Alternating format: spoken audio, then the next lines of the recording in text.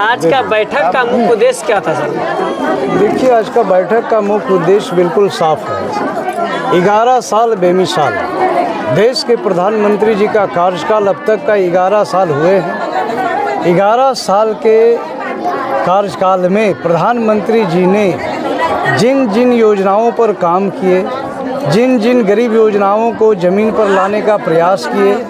जिन जिन योजनाओं से प्रधानमंत्री जी के पहल से गरीबों को लाभ मिला, जिन जिन प्रधानमंत्री की योजनाओं से गरीब आज सुखमय जीवन जी रहे हैं, इन सारे विषयों को गरीब कल्याण सेवा भाव से जो किए हैं प्रधानमंत्री जी काम,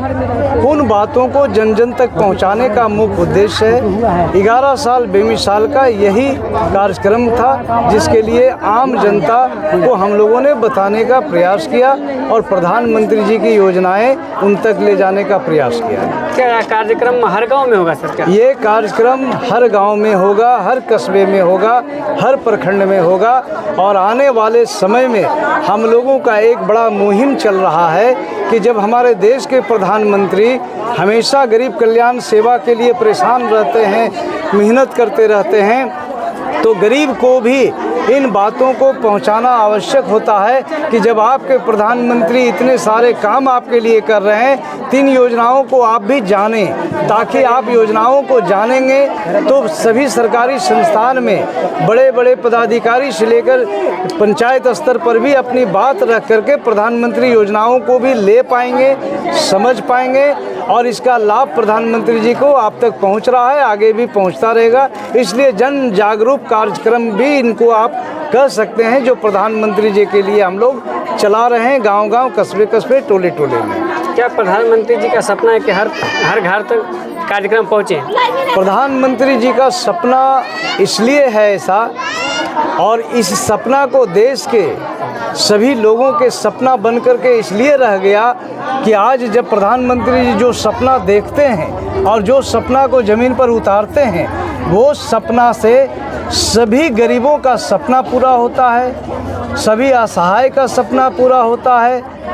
समाज के अंतिम पायदान के व्यक्ति का सपना पूरा होता है, किसान मजदूर का सपना पूरा होता है और ऐसे उन लोगों का भी सपना पूरा होता है जिनके सपना कांग्रेस के कार्यकाल में 55 साल के कार्यकाल में नहीं हो सका था। इसलिए प्रधानमंत्री जी की सपना आज वो हर गरीब देख रहे हैं जो सपना प्रधानमंत्री जी का उनको लाभ पहुंचा रहा है। कोलीपुर में एक घटना घटी है सर, आपको जानकारी हुआ सर? एक पत्नी है, पति को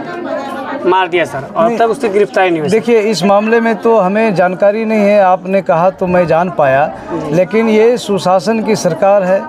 एनडीए गठबंधन की सरकार है और इस तहत प्रधानमंत्री जी से लेकर के हमारे आदरणीय